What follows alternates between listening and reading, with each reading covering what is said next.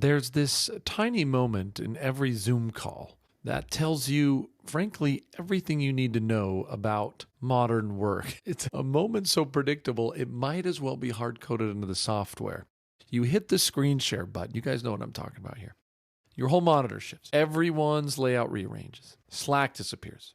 Your own face shrinks to like a postage stamp or something. And then, without fail, you say it. Those magic 1, 2, 3, 4, 5 words. Can you see my screen? Can you see my screen? Every time. Doesn't matter who you are. It doesn't matter how many calls you run a week. Doesn't matter if you're CEO, an intern, a founder, or someone who hasn't updated their laptop since, well, the Obama administration. We all do it.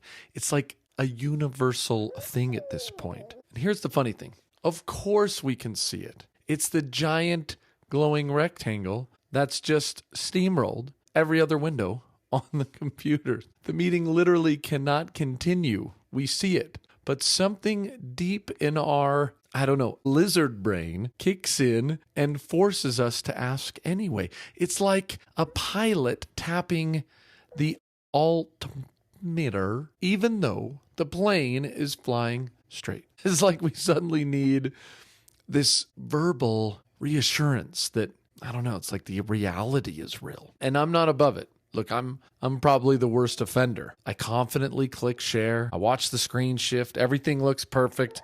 And then it just comes out. It's like my mouth betrays me.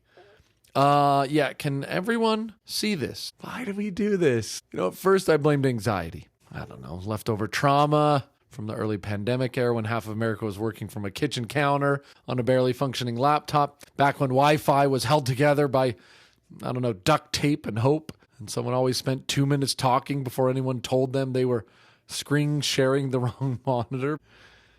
Maybe that's it. Maybe that scar tissue never healed. But the longer I watch myself do it, the more I think, I don't think this is anxiety.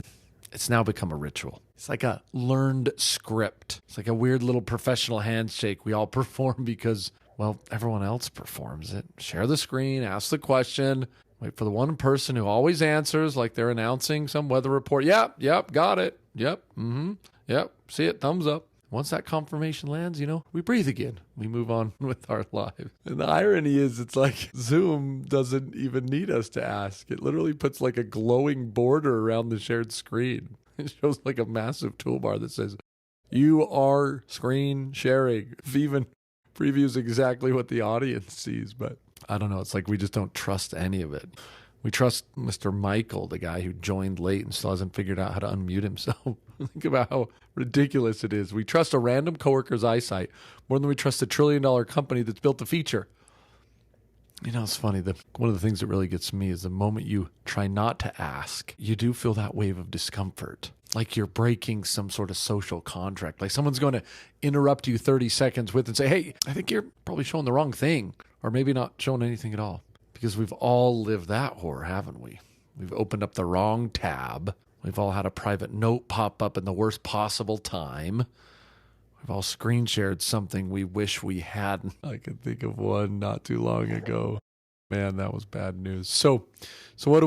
We overcorrect with this need for validation. It's not best practice, I'll tell you that. It's probably closer to a nervous tick that we may have all just wrapped in professionalism. And if I'm honest, I'm probably not going to fix this alone. The habit it's just too deep. It's like Pavlovian at this point. So you might need to do me a favor, roast me publicly, relentlessly, tell me to stop, tell me to get help, because honesty, public humiliation might be the only therapy that actually works here. So if you're listening and thinking, dang, I do it too, welcome to the addiction. Try going to one meeting without asking, just one. You'll probably feel like a skydiver pulling the ripcord 5 seconds too late, but look, that's the rant. Laugh at yourself, fix it yourself, or keep asking like the rest of us. Either way, at least now you're aware of the glitch.